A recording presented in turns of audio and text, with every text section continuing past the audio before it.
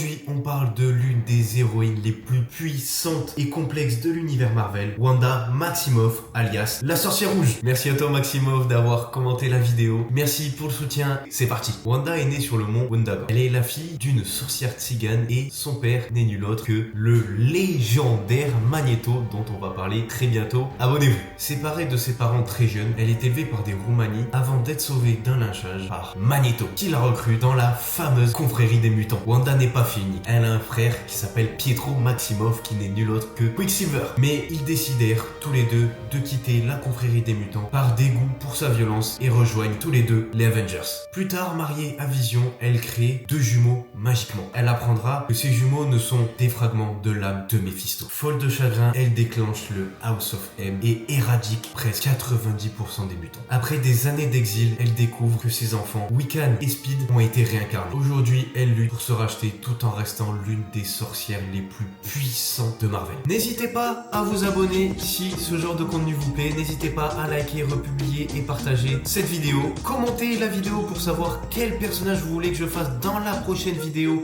de un jour un personnage pour présenter les personnages potentiels et officiels de Avengers Doomsday. Elle apparaît pour la première fois dans le X-Men 4 en 1964, écrit par Stan Lee et Jack Kirby. Ses pouvoirs dans les comics. Elle utilise la magie du chaos, une forme de magie extrêmement puissante et instable. Elle peut restructurer la réalité à sa guise, elle peut modifier les lois de la physique, créant ou supprimant des objets, et on le sait aussi, Wanda est un être Nexus. C'est un être ultra important de l'univers dont elle fait partie. Elle peut aussi faire de la télépathie, de la télékinésie, et utilise tout type de sorts et de rituels magiques. Ça en fait du pouvoir. Pour ce qui est du MCU, elle a une origin story très différente. Vivant avec son frère, lors de l'attaque, elle est restée coincée pendant des heures devant un missile de Tony Stark qui n'avait pas explosé. À partir de là, elle se jura de se venger de Tony Stark. Elle a été optimisée par la pierre de l'esprit avec son frère lors d'expériences menées par Hydra. Elle a été introduite la première fois dans Captain America The Winter Soldier en post-credit, et ensuite elle a été développée avec son frère lors de Avengers